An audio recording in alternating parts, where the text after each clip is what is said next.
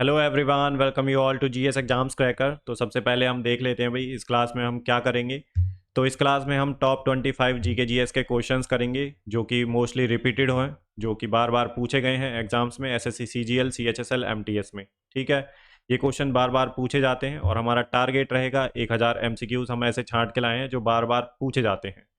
देखिए, जो easy question होते हैं वो हमारे एटलीस्ट गलत ना हो, जो बार बार पूछे जा रहे हैं, क्योंकि कई बार ऐसा होता है कि जो इजी क्वेश्चन होते हैं जो हम पढ़ के जाते हैं कई बार वो क्वेश्चन गलत हो जाता है। तो उन क्वेश्चनों को हम टारगेट करेंगे जो मोस्टली रिपीटेड हैं और एग्ज़ाम में आते हैं। ठीक है भाई, ये हमारी 7वीं क्लास है। इससे पहले 6 क्लासेस आ चुकी हैं, आपने वो नहीं देखी हैं तो वो भी देख लें। आने वाली क्लासेस के लिए चैनल को सब्सक्राइब कर लें। और जो बच्चे एसएससी सीजीएल 2025 सीएचएसएल एमटीएस या वन डे कोई भी एग्ज़ाम दे रहे हैं तो उन सब के लिए ये क्लास मोस्ट मोस्ट इंपॉर्टेंट रहेगी भाई। ठीक है, one day exam MCQ based. ठीक है, और यहाँ पे आप प्रैक्टिस कर सकते हैं मेरे साथ। ठीक है, हम ऐसे करते हैं भाई, क्वेश्चन मैं देता हूँ, उसके बाद 5 सेकंड का आपको टाइम मिलेगा, उसमें आप क्वेश्चन को अटैम्प्ट करिए और अपना जो है स्कोर लास्ट में ज़रूर बताइए। और कमेंट सेक्शन में पर क्वेश्चन को होते टाइम अपना जो है आंसर कमेंट सेक्शन में आपको देना है। ठीक है, लास्ट में स्कोर बताना है अपना क्या है। ठीक है भाई, तो ऐसे ही हम प्रैक्टिस करेंगे पी वाई क्यू की। आपको रट जाएंगे सारे पी वाई क्यू, एक भी नहीं छूटेगा आपका जो इंपॉर्टेंट पी वाई क्यू होगा अगर आप। और डिपेंड करेगा आपके रिस्पांस पे। देखिए भाई, अभी 1000 का टारगेट है, अगर आप कहेंगे तो इसे फर्दर एक्सटेंड कर दिया जाएगा क्वेश्चंस को। ठीक है, पीडीएफ आपको टेलीग्राम चैनल पे मिल जाएगी, ये इसी नाम से टेलीग्राम चैनल है, लिंक डिस्क्रिप्शन में दे दूंगा। और इंस्टाग्राम को भी ज्वाइन कर सकते हैं, इसी नाम से चैनल है। ठीक है, क्वेश्चंस मैं वहाँ पे डालता हूँ। बाकी चलिए स्टार्ट करते हैं भाई, अपना पहला क्वेश्चन देख लेते हैं टाइम ना वेस्ट करते हुए। तो टारगेट हमारा 2025 2026 के जितने भी एग्ज़ाम हैं वन डे एग्ज़ाम्स उन सब के लिए है। स्टेटिक चेंज नहीं होता है, स्टेटिक सेम रहता है।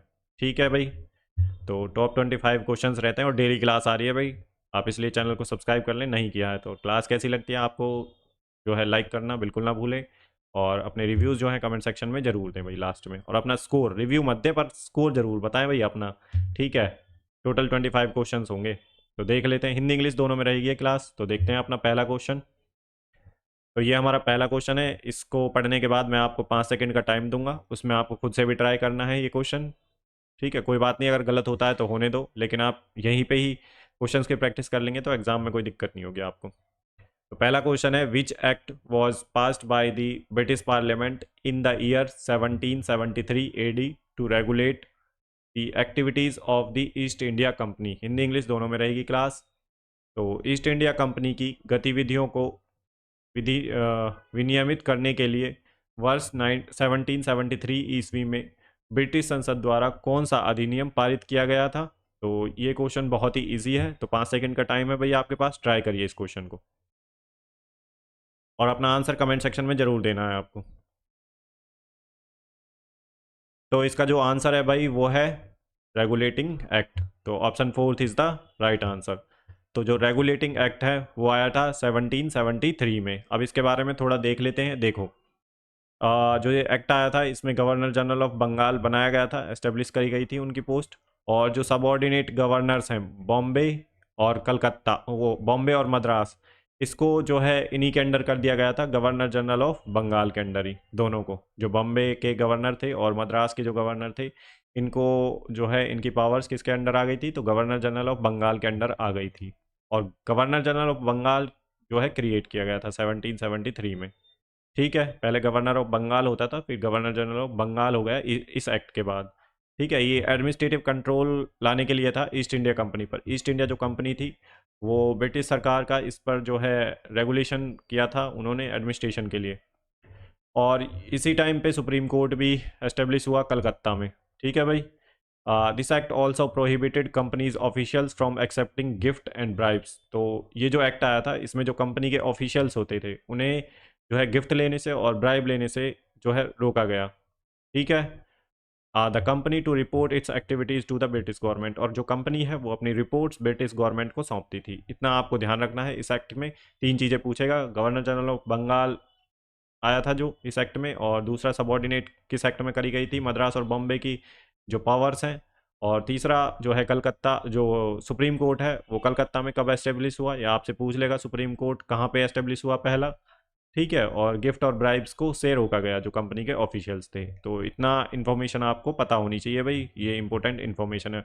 और आई विल सजेस्ट कि देखिए, जितने भी एक्ट्स आए हैं 1773 से लेके इम्पोर्टेंट एक्ट्स 1947 तक, आपको उनके जो प्रोविजंस हैं वो आपको पता होने चाहिए। इंपॉर्टेंट प्रोविजंस जो बार बार एग्जाम में रिपीट होते हैं, अगर आपको नहीं पता है कोई बात नहीं, आप गूगल से देख सकते हैं। बाकी अगर आप कहेंगे तो मैं एक्ट के ऊपर एक क्लास ले आऊँगा पूरी, ठीक है, कंप्लीट एक्ट करा दूंगा मैं उसमें, जो भी उसके इंपॉर्टेंट पॉइंट्स होंगे और जो भी एग्जाम्स में पूछे गए हैं। और ये सारे क्वेश्चन जो मैंने लिए हैं PYQ में पूछे गए हैं भाई, ठीक है। नेक्स्ट क्वेश्चन देख लेते हैं अपना क्या है।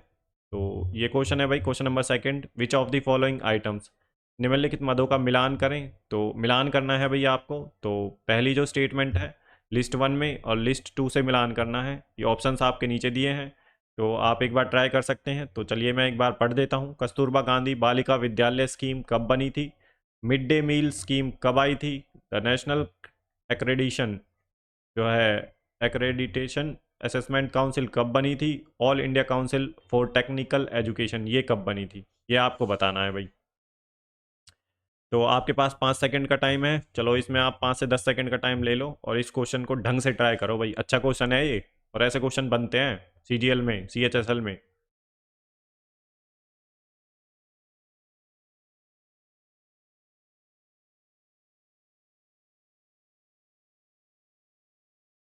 तो इसका जो आंसर है भाई वो है ऑप्शन फर्स्ट।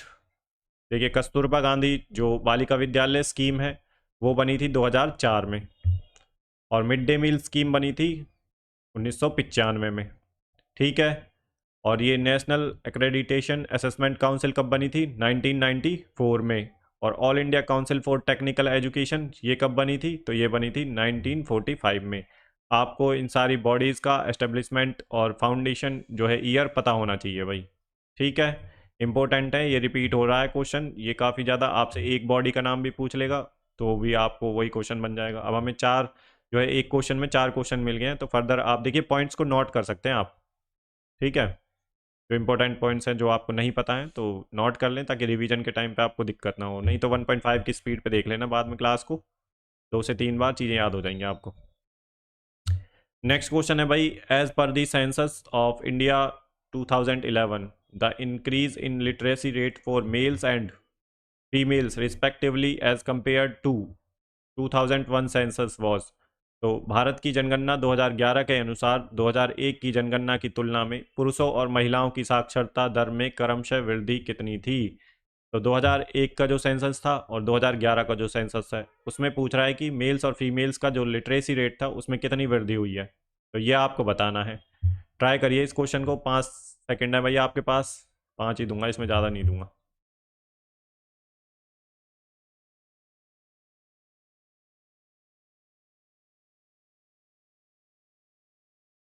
तो इसका जो आंसर है भाई वो है ऑप्शन थर्ड, 6.88% एंड 11.79%।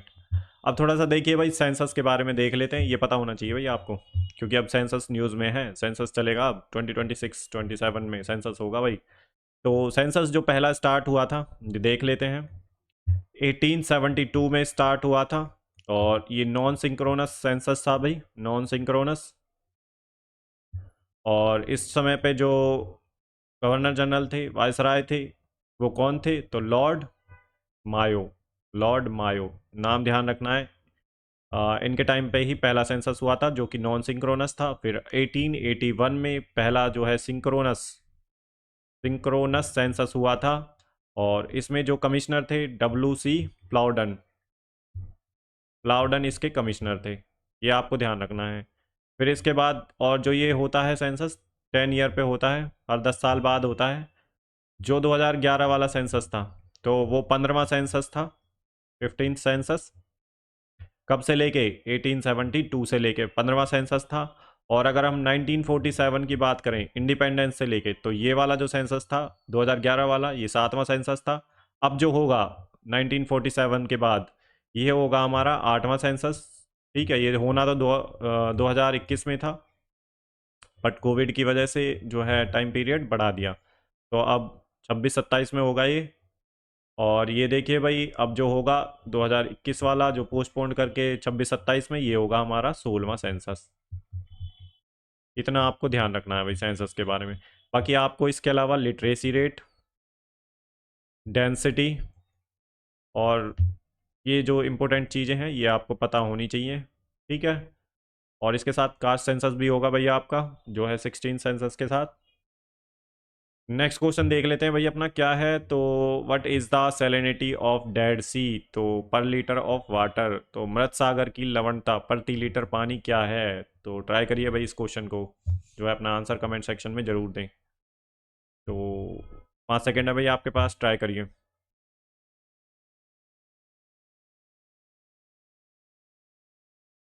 इसका जो आंसर है भाई वो है 340 ग्राम। तो option third is the right answer. तो ये आपको ध्यान रखना है भाई, कई बार पूछा गया है ये डेड सी वाला।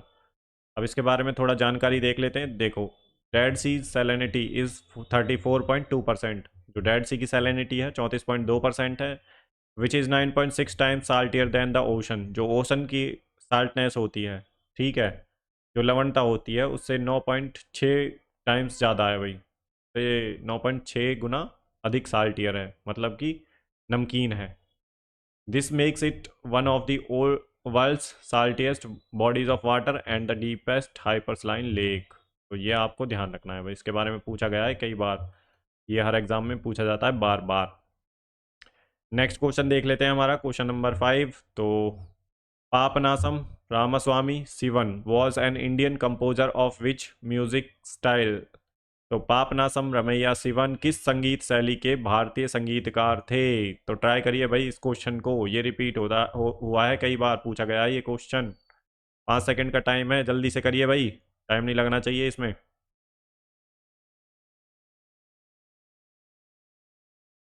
तो इसका आंसर है भाई कार्नाटिक म्यूजिक। तो ये जो है कार्नाटिक म्यूजिक स्टाइल से जुड़े हुए हैं। Option second is the right answer. याद रख लें, जो रटने रटने की चीज़ें हैं भाई वो रटनी ही पड़ेंगी आपको। तो ये क्वेश्चन पूछा गया है, तो आगे भी पूछा जा सकता है। कुछ चीज़ें तो देखो एग्ज़ाम में रटनी ही पड़ेंगी भाई, अगर एग्ज़ाम में आ जाए सीधा तो हिट कर सकता है क्वेश्चन, तो याद भी करनी होती हैं चीज़ें। तो नेक्स्ट क्वेश्चन है, which of the following is the first Indian women grand master in chess. तो निम्नलिखित में से कौन शतरंज में पहली भारतीय महिला ग्रैंड मास्टर है। तो ट्राई करें भाई, हरिका द्रोणाल वैली, एस विजयलक्ष्मी, तानिया सचदेवा या आर वैशाली। तो 5 सेकंड का टाइम है, ट्राई करिए इस क्वेश्चन को भाई। अब मैंने ऑप्शंस भी आपके लिए पढ़ दिए हैं। तो इसका जो आंसर है भाई है वो है ऑप्शन सेकंड, एस विजयलक्ष्मी। तो ये जो टाइटल मिला था इन्हें 2001 में मिला था भाई, ठीक है, ग्रैंड मास्टर का। नेक्स्ट क्वेश्चन देख लेते हैं हमारा क्या है। Which of the following, question number 7 है, which of the following is not a major climate control of a place. तो निम्नलिखित में से कौन सा किसी स्थान का प्रमुख जलवायु नियंत्रण नहीं है। तो बताना है आपको, altitude, latitude, interior of earth, ocean currents. तो ट्राई करिए इस क्वेश्चन को, 5 सेकंड है आपके पास, आंसर अपना कमेंट सेक्शन में ज़रूर दें।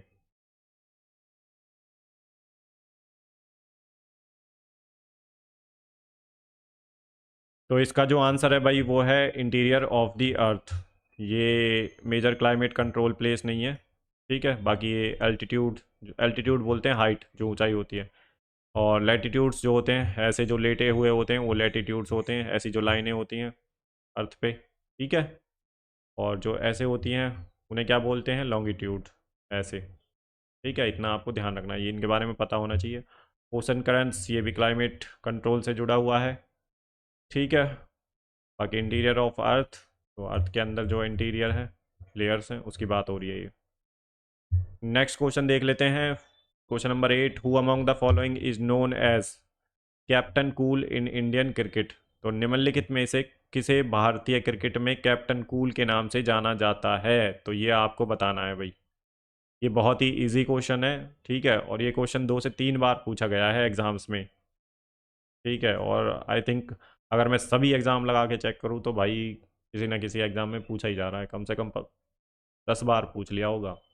तो विराट कोहली, महेंद्र सिंह धोनी, कपिल देव या सचिन तेंदुलकर। 2 सेकंड का टाइम है, जल्दी सोचो फटाफट। तो इसका जो आंसर है भाई वो है Mahendra Singh Dhoni. Option second is the right answer. Next question देख लेते हैं अपना क्या है।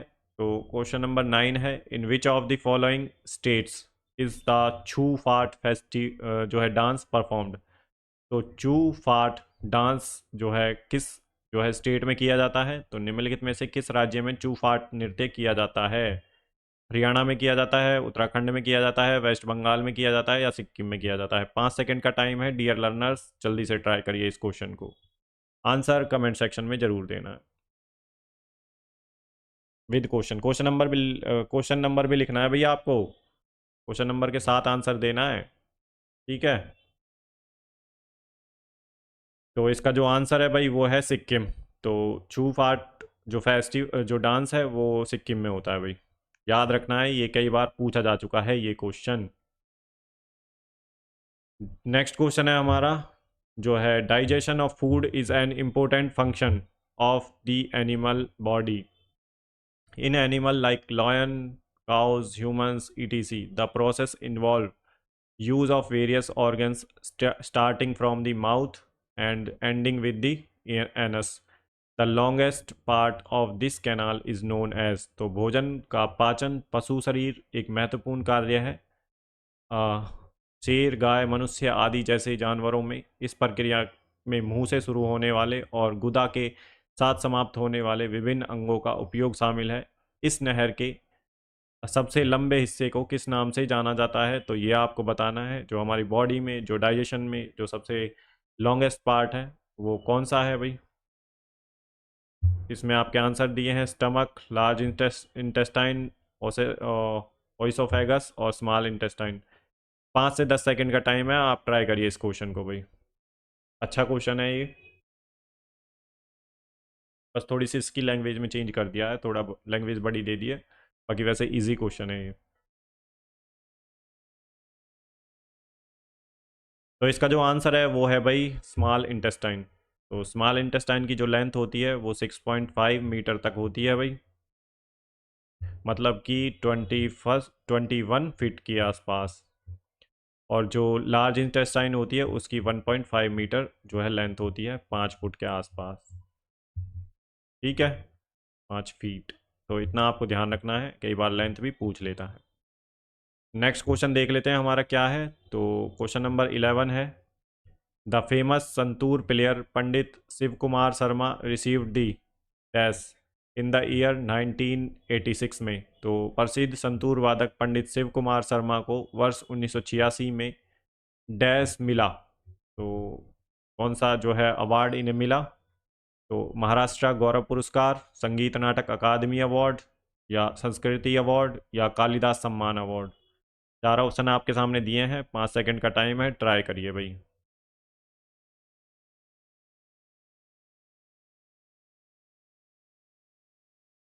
तो इसका जो आंसर है भाई वो है संगीत नाटक अकादमी अवार्ड। तो इन्हें 1986 में संगीत नाटक अकादमी अवार्ड, तो संगीत नाटक अकादमी अवार्ड से काफ़ी क्वेश्चन पूछे जाते हैं जिसे इसको मिलता है। तो भाई ये याद रख लें, क्योंकि PYQ हमारा बेस रहता है तो ये क्वेश्चन रिपीट हो सकता है। एग्जामिनर क्वेश्चन बनाने से पहले भाई वो PYQ जरूर चेक करता है, ठीक है, उसी फॉर्मेट पे वो क्वेश्चन बनाता है। तो इतना आपको ध्यान रखना है, और रिपीट भी कर देता है क्योंकि इतनी सारी जो है शिफ्ट्स में पेपर होता है। अब चाहे अब सुनने में आ रहा है AI बनाएगा, तो चाहे AI बना ले चाहे कोई बना ले भाई, क्वेश्चन तो सेम ही रहना है, स्टेटिक थोड़ी ना चेंज हो जाएगा, पैटर्न तो सेम ही रहेगा उनका, ठीक है भाई। तो नेक्स्ट क्वेश्चन देख लेते हैं। तो संगीत नाटक अकादमी कब बनी थी, तो ये बनी थी 1953 में। और ये जो क्लासिकल डांस होते हैं, क्लासिकल डांस का स्टेटस जो है कौन देता है, तो ये संगीत नाटक अकादमी देती है। और कितने क्लासिकल डांस हैं, तो 9 क्लासिकल डांस हैं। छऊ वाला जो है अभी ऐड किया गया है, 9वां, जो कि उड़ीसा में होता है, उड़ीसा, वेस्ट बंगाल, छत्तीसगढ़ के आसपास। तो इतना आपको ध्यान रखना है, बाकी आपको जो है क्लासिकल डांस पता होने चाहिए, फोक डांस स्टेट वाइज पता होने चाहिए भाई। नेक्स्ट क्वेश्चन है हमारा question number 12, which of the following is a festival primarily celebrated in the state of Orissa. तो निम्नलिखित में से कौन सा त्यौहार मुख्य रूप से उड़ीसा राज्य में मनाया जाता है, तो ये आपको बताना है। ये है बैसागु, छठ पूजा, राजप्रभा राजप्रभा राजपर्व एंड मी डम मी फी। तो इनमें से आपको बताना है भाई कौन सा इसका आंसर है। तो 5 सेकंड का टाइम है, आप ट्राई करिए भाई इस क्वेश्चन को।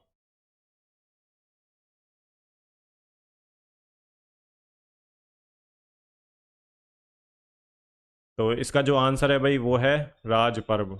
राजा जो पर्व होता है, option third is the right answer, जो कि सेलिब्रेट किया जाता है उड़ीसा में। और छऊ डांस भी जो होता है उड़ीसा में होता है, इतना आपको पता होना चाहिए। ठीक है भाई। और क्या पता होना चाहिए? इतना ही पता होना चाहिए भैया आपको। बाकी वो जो है जगन्नाथ रथ यात्रा, उनके बारे में पता होना चाहिए, जो है उड़ीसा में होती है। ठीक है। कोणार्क सन टेम्पल, वो भी पता होना चाहिए आपको। आर्ट एंड कल्चर थोड़ा सा तो पता होना चाहिए भैया आपको। नेक्स्ट क्वेश्चन है, which of the following is a difference between self help groups and micro finance institutions in India? तो निम्नलिखित में से कौन सा भारत में स्वयं सहायता समूह और माइक्रो फाइनेंस संस्थानों के बीच का अंतर है? तो ट्राई करिए भाई इस क्वेश्चन को। ये आपके सामने ऑप्शंस दिए हैं चारों, पढ़ लीजिए इन्हें भाई। Self help groups are non profit organisations while MFI are for profit organisations. Second है, self help group provide only credit while MFI provide range of financial services. Third है, self help groups are typically small community based organisations while MFI are larger and more formal institutions. Fourth option है, self help groups are rely on the government subsidies for funding while MFI rely on the commercial source of funding. तो try करिए भाई, question अच्छा ही है। Basics अगर आपके clear हैं थोड़े से तो ये क्वेश्चन आप कर ले जाओगे भाई। 5 सेकंड का टाइम है, ट्राई करिए इस क्वेश्चन को। 10 सेकंड देता हूँ, चलो।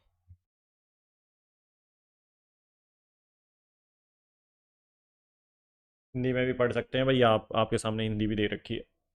तो इसका जो आंसर है वो है option third. Self help groups are typically small community based organisations, और एमएफआई जो होते हैं माइक्रो जो है फाइनेंशियल इंस्टीट्यूशंस, तो ये लार्जर होते हैं और फॉर्मल इंस्टीट्यूशंस होते हैं। तो सेल्फ हेल्प ग्रुप्स थोड़े छोटे होते हैं, आपस में मिलकर कम्युनिटी के लोग सेल्फ हेल्प ग्रुप्स बनाते हैं। और जो एमएफआईज होते हैं माइक्रो फाइनेंशियल इंस्टीट्यूशंस, ये देखिए छोटे लेवल पे लोन्स प्रोवाइड करते हैं, बैंकिंग सर्विसेज प्रोवाइड करते हैं, और जो है फाइनेंशियल इंक्लूजन को बढ़ावा देते हैं। ठीक है भाई, इतना आपको पता होना चाहिए। नेक्स्ट क्वेश्चन है हमारा question number 14। The Aryans lived in the land known as Sapta Sindhu, the land of seven rivers, which of the following was not a part of it? तो आर्य उस भूमि में रहते थे जिसे सप्त सिंधु, 7 नदियों की भूमि के नाम से जाना जाता है। निम्नलिखित में से कौन इसका हिस्सा नहीं था? तो कौन सी रिवर नहीं है सप्त सिंधु में? ऑप्शन फर्स्ट है आपका इंडस, ऑप्शन सेकंड है सिपरा, थर्ड है रावी, और फोर्थ है झेलम। तो ट्राई करिए इस क्वेश्चन को, 5 सेकंड का टाइम है आपके पास।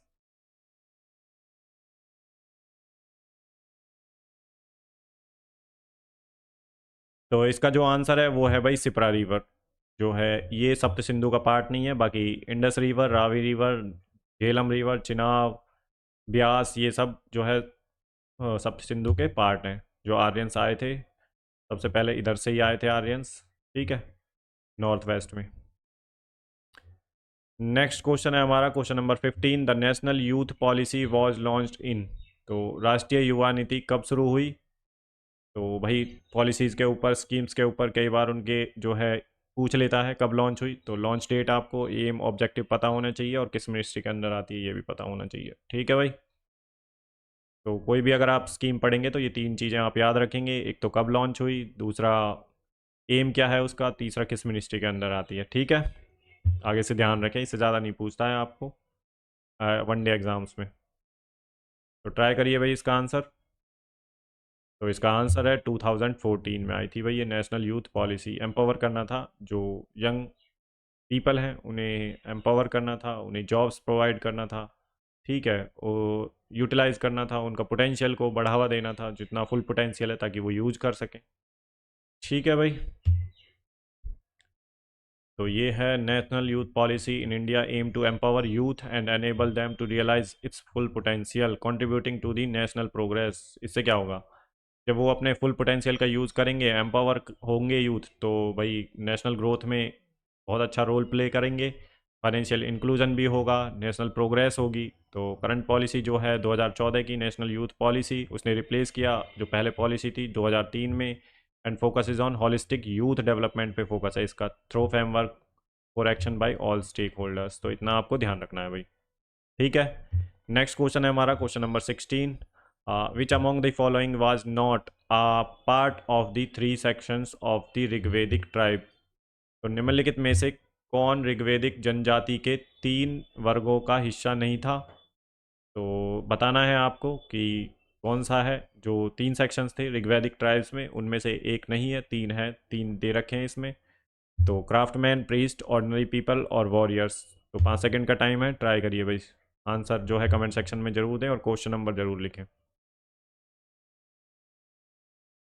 तो इसका जो आंसर है वो है भाई क्राफ्ट्समैन। तो option first is the right answer. तो ये इसके जो है 3 सेक्शंस थे जो ऋग्वेदिक ट्राइब्स के, उसका पार्ट नहीं थे। बाकी प्रीस्ट, ऑर्डिनरी पीपल्स, वॉरियर्स, ये सब इसका पार्ट थे। ठीक है भाई। तो नेक्स्ट क्वेश्चन देख लेते हैं, question number 17। Which part of the constitution deals with the panchayats? तो संविधान का कौन सा भाग पंचायतों से संबंधित है? तो बताना है आपको पार्ट 4, पार्ट 9, पार्ट 7 और पार्ट 10। तो ट्राई करिए, 5 सेकंड का टाइम है भैया आपके पास।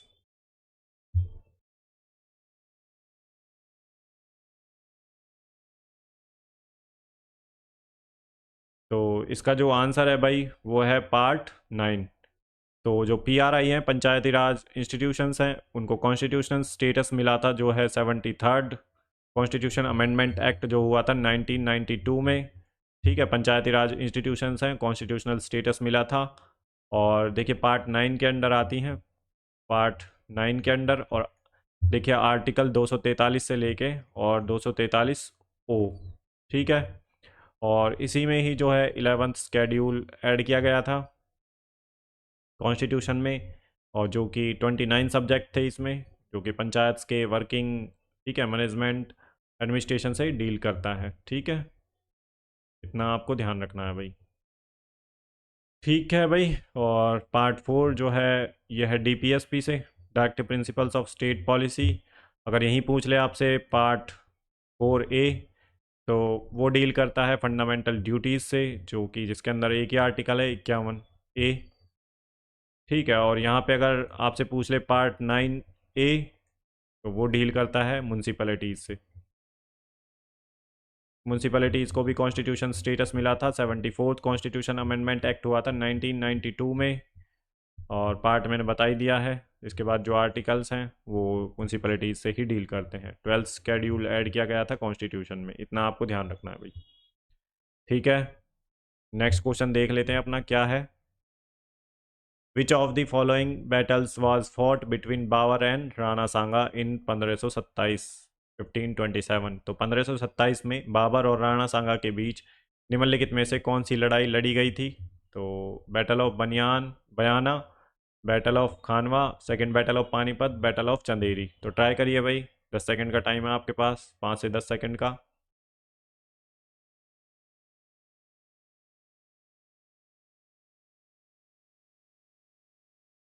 तो इसका जो आंसर है भाई वो है बैटल ऑफ खानवा। तो option second is the right answer. तो 1527 में हुआ था, जो कि बाबर और राणा सांगा के बीच में था। अगर हम बैटल ऑफ चंदेरी की बात करें तो ये 1528 में हुआ था, 1528 में। तो इसमें जो है मैदिनी राय और किसके बीच हुआ था? बाबर के बीच हुआ था। ये आपको ध्यान रखना है। सेकंड बैटल ऑफ पानीपत, तो ये हैमू और जो है अकबर के जो जनरल थे जो है उनके बीच हुआ था। मतलब वैसे भी मान सकते हैं अकबर के बीच और हैमू के बीच हुआ था, और 1556 में हुआ था ये। ठीक है, बैरम खान थे इसके जो है जनरल थे अकबर के, आर्मी जनरल बैरम खान, उनके बीच और हैमू के बीच। वैसे जनरल, वैसे मोस्टली जो पूछता है हैमू और अकबर ही आता है अगर आएगा तो। इतना आपको ध्यान रखना है भाई। ठीक है, और ये जो है बैटल ऑफ बयाना, ये भी जो है 1527 में ही हुआ था, जो है राणा सांगा और बाबर के बीच में। तो यहाँ पे तो राणा सांगा की जीत हुई थी भाई, इतना आपको ध्यान रखना है। नेक्स्ट क्वेश्चन है हमारा question number 19। Which among the following was the president of Belgaum session of the Indian national Congress held in 1924? तो निम्नलिखित में से कौन 1924 में आयोजित भारतीय राष्ट्रीय कांग्रेस के बेलगाम सत्र के अध्यक्ष थे? तो यह आपको बताना है। महात्मा गांधी थे, वल्लभ भाई पटेल थे, सुभाष चंद्र बोस थे या जवाहरलाल नेहरू थे? 5 से 10 सेकंड का टाइम है, इंपॉर्टेंट क्वेश्चन है, इतनी बार रिपीट हो गया है ये क्वेश्चन, कम से कम 5 से 10 बार हर एक एग्जाम में। तो ट्राई करिए भाई इसका आंसर जो है।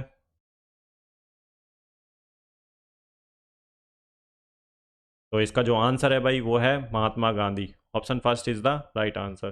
तो बेलगाम जो सेशन हेड किया था उसके प्रेसिडेंट रहे थे महात्मा गांधी जी। 1924 में हुआ था आईएनसी का जो सेशन है भाई, ठीक है। सुभाष चंद्र बोस जो रहे थे भाई, ये जो है हरिपुरा और त्रिपुरी सेशन जो हुए थे उसमें ये प्रेसिडेंट बने थे। हरिपुरा आई थिंक 1938 में हुआ था और त्रिपुरी का जो सेशन हुआ था 1939 में हुआ था, इतना आपको ध्यान रखना है। फॉरवर्ड ब्लॉक की स्थापना भी करी थी इन्होंने, फॉरवर्ड ब्लॉक की स्थापना तो ये कब करी थी, 1939 में, इतना आपको ध्यान रखना है, ठीक है भाई। जवाहरलाल नेहरू ने भाई हेड किया था, जो प्रेसिडेंट थे ये 1929 का लाहौर सेशन जो हुआ था, लाहौर सेशन, जिसमें कंप्लीट इंडिपेंडेंस का नारा दिया गया था, कंप्लीट इंडिपेंडेंस मतलब कि पूर्ण स्वराज, पूर्ण स्वराज का जो नारा दिया गया था ये जो है इसी में किया गया था, जो है 1929 का जो लाहौर सेशन हुआ था, और इसको हेड किया था जवाहरलाल नेहरू जी ने, ठीक है भाई। नेक्स्ट क्वेश्चन देख लेते हैं अपना क्या है। क्वेश्चन नंबर 20 है, Atla Taddi is widely celebrated festival of which Indian state. तो अटला तड्डी किस भारतीय राज्य का व्यापक रूप से मनाया जाने वाला त्यौहार है। तो वेस्ट बंगाल का है, पंजाब का है, बिहार का है, आंध्र प्रदेश का है। ट्राई करिए इसका आंसर, 5 से 10 सेकंड का टाइम है आपके पास।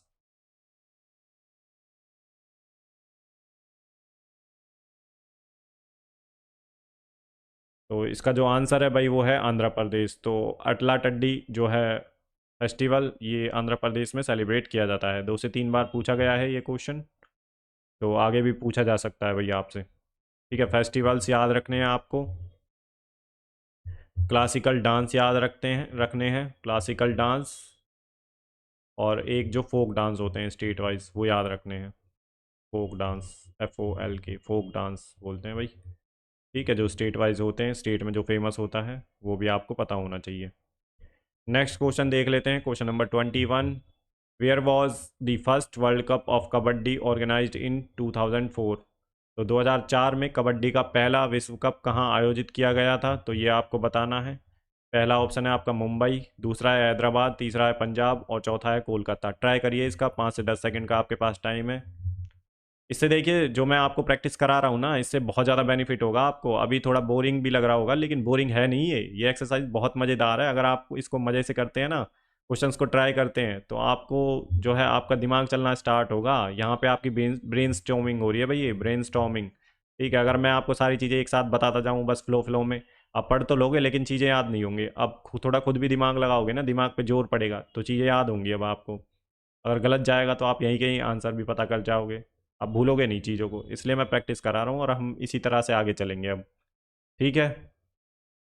तो भाई हमें तो आपका एग्ज़ाम क्रैक कराना है, आपके जो मार्क्स हैं, जो इजी क्वेश्चन है, लो हैंगिंग फ्रूट्स बोलते हैं इन्हें, वो क्वेश्चन गलत ना हो, नहीं तो आपका सिलेक्शन रुक जाता है इजी क्वेश्चंस की वजह से जो बार बार आते हैं, ठीक है। क्योंकि हम अच्छे से रिवाइज नहीं करके जाते, प्रैक्टिस नहीं करके जाते, तो वहाँ पे कन्फ्यूजन होता है फिर हमें दो ऑप्शंस में, और फिर दिक्कत हो जाती है। तो इसका जो आंसर है भाई वो है मुंबई।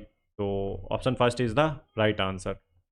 कबड्डी का जो वर्ल्ड कप था पहला, वो ऑर्गेनाइज किया गया था 2004 में मुंबई में। नेक्स्ट क्वेश्चन है क्वेश्चन नंबर 22। तो in which of the following states of India is Hojagiri dance predominantly performed.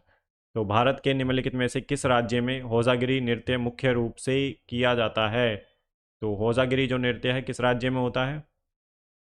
तो त्रिपुरा में होता है, केरला में होता है, हिमाचल प्रदेश में होता है या महाराष्ट्र में होता है, बताना है आपको। 5 सेकंड का टाइम है, आप ट्राई करिए इस क्वेश्चन को भाई।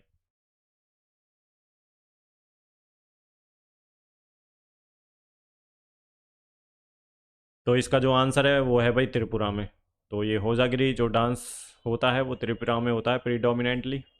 तो याद रखना है आपको, कई बार पूछा गया है ये क्वेश्चन एसएससी के एग्जाम्स में।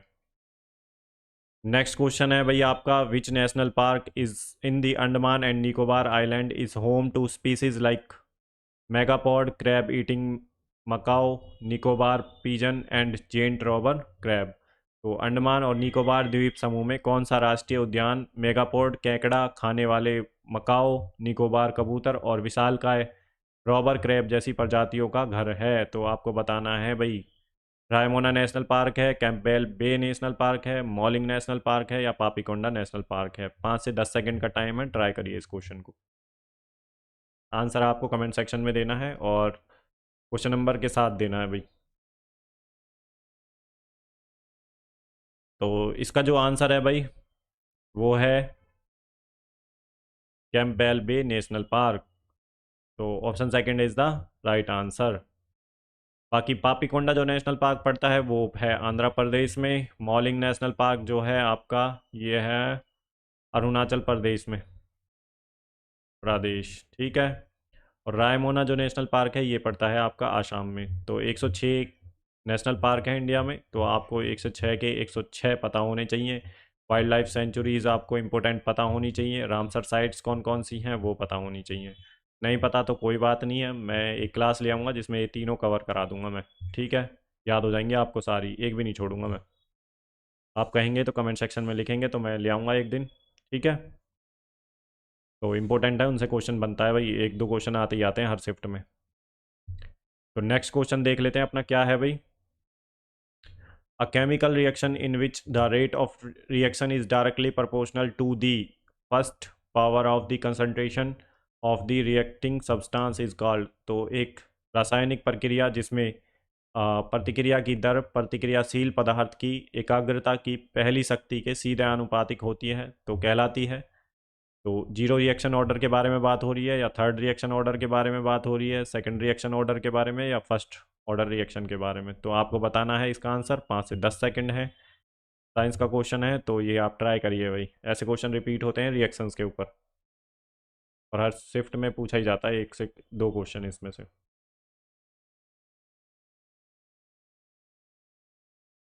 तो इसका जो आंसर है वो है भाई फर्स्ट ऑर्डर रिएक्शन। तो option fourth is the right answer. रट लें भाई इन क्वेश्चनों को, ये आएगा बिल्कुल, ऐसे आ सकता है बिल्कुल डायरेक्टली रिएक्शंस के ऊपर क्वेश्चन आता है। नेक्स्ट क्वेश्चन है भाई, the permanent settlement came into operation in which of the following years. तो निम्नलिखित में से किस वर्ष में इस्तमरारी बंदोबस्त, इस्तमरारी परमानेंट सेटलमेंट, भाई मुझे परमानेंट सेटलमेंट आ रहा है, इस्तमारी का तो पता नहीं क्या है हिंदी में, हो सकता है भाई मिस्टेक होगी वो हिंदी में टाइपिंग में। तो परमानेंट सेटलमेंट कब लागू हुआ? तो ये आपको बताना है 1890 में, 1790 में, 1789 में या 1793 में। ट्राई करिए भाई इस क्वेश्चन का, 5 से 10 सेकंड है आपके पास, ट्राई करिए। बिल्कुल वही फॉर्मेट है जो आपका एसएससी के एग्जाम्स में पूछा जाता है। 25 क्वेश्चन है, आपको यहाँ वही प्रैक्टिस करनी है, ठीक है। तो इसका जो आंसर है भाई वो है 1793। तो option fourth is the right answer. तो जो परमानेंट सेटलमेंट आया था 1793 में आया था लॉर्ड कॉर्नवालिस के टाइम पे। कॉर्नवालिस गवर्नर जनरल आपको याद रखना है भाई, लॉर्ड कॉर्नवालिस के टाइम पे आया था, ठीक है। परमानेंट सेटलमेंट, लैंड की ओनरशिप दे दी गई थी परमानेंटली टू दी जमींदार्स, ठीक है भाई। तो यहाँ पे हमारे जो है मोस्ट 25 इंपॉर्टेंट क्वेश्चंस कंप्लीट होते हैं। क्वेश्चंस कैसे लगे, क्लास कैसी लगी आपको बताना है, और सबसे ज़रूरी जो चीज़ है वो आपको ये बतानी है कि आपके कितने आंसर सही हुए हैं, सही कितने हुए हैं। देखिए नीचे कमेंट करके ज़रूर बताएं, और अगर आपके 15 से ज़्यादा क्वेश्चन सही हुए हैं तो आप राइट डायरेक्शन में हैं, आपकी प्रिपरेशन ठीक चल रही है। अगर आपका स्कोर 15 से कम है तो भाई देखिए आपको थोड़ी और मेहनत करने की ज़रूरत है, PYQ अच्छे से लगाने की ज़रूरत है, और सब्जेक्ट का जो है रिवीजन करने की बहुत ज़्यादा ज़रूरत है, ठीक है। तो इसका आपको ध्यान रखना है। और देखिए भाई, अगर आप डेली ऐसे ही एसएससी के CGL के जो है PYQ और GK के क्वेश्चंस पढ़ना चाहते हैं तो चैनल को सब्सक्राइब करें और बेल आइकन को दबाना ना भूलें, और टेलीग्राम को ज्वाइन कर सकते हैं। फ्री PDF आपको जो है टेलीग्राम पे मिल जाएगी। फ्री PDF, हर क्लास की PDF आपको टेलीग्राम पे मिलेगी, कोई सी भी क्लास जो आती है। लिंक डिस्क्रिप्शन में दे दूंगा मैं जो है टेलीग्राम का, ठीक है। बाकी अभी के लिए बस इतना ही भाई। Let's crack SSC together only on GS exams cracker.